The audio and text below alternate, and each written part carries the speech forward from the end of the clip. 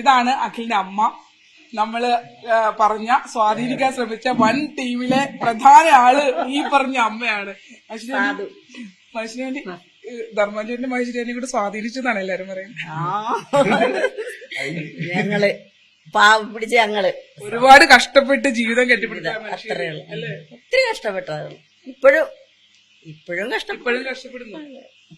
ഇപ്പൊ ഈ പറഞ്ഞ അഖിലിന് അവാർഡ് കിട്ടിയെന്നൊക്കെ പറഞ്ഞപ്പോ പണ്ട് ഗൾഫിലൊക്കെ പോയി കിടന്ന് ചൂടത്ത് കിടന്ന് കഷ്ടപ്പെട്ട ഓർത്ത് ഒത്തിരി കുഞ്ഞാരോ പോയതല്ലേ ഇവൻ.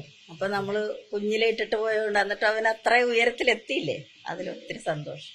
അമ്മ ആ ഒരു സമയത്ത് അഖിലിന്റെ അമ്മ ഇവരുടെ ഒരു ജീവിതം, 2 മക്കളാണ് അഖിലും അമലും. അപ്പൊ ഇവരുടെ ഒരു ലൈഫ് ഒന്ന് സാമ്പത്തികമായി ഒരു സാധ്യതയില്ലാത്ത ഒരു കുടുംബമായിരുന്നു. അപ്പൊ അന്ന് ഗൾഫിൽ പോയി വീട്ടുജോലി അടക്കം ചെയ്ത് വളർത്തി. ഈ അമ്മ വളരെ വിഷമിച്ചാന്നല്ലോ മക്കളെ വിട്ടു നിന്നതാണ്. അതെ, 5.5 വയസ്സുള്ള അന്ന് ഇവന്.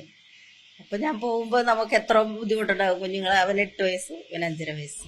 അപ്പൊ പോയപ്പോ നമുക്കൊത്തിരി വേദനയോടുകൂടി പോയി ജീവിത സാഹചര്യം. ഇനിയിപ്പം സന്തോഷം, ഒരു കുഴപ്പമില്ല. ദൈവം സഹായിച്ചിട്ട് 2 നല്ല മക്കളാണ്.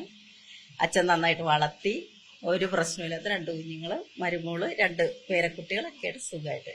അല്ല, ഇങ്ങനൊരു അവാർഡ്, ഇത്രയും വലിയൊരു അവാർഡ് കിട്ടി എന്നുള്ളൊരു സാഹചര്യത്തില് ഒരു അറിയിപ്പ് വന്നപ്പോഴത്തേക്കും ഞെട്ടിപ്പോയി. കാരണം നമ്മളിതൊന്നും പ്രതീക്ഷിക്കുന്നില്ല. അവാർഡ് എന്ന് പറയുന്ന പോലും ഒരു സങ്കല്പത്തിൽ പോലും എനിക്കില്ലായിരുന്നു. ഇവർക്കുണ്ടോന്ന് അറിയില്ല.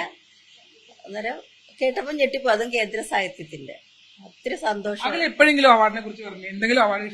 ഒന്നിനെ കുറിച്ചും പറഞ്ഞിട്ടില്ല. ഒരു വനിതയുടെ ഒരു അവാർഡ് കിട്ടിയിട്ടുണ്ട്, അത്രേ ഉള്ളൂ.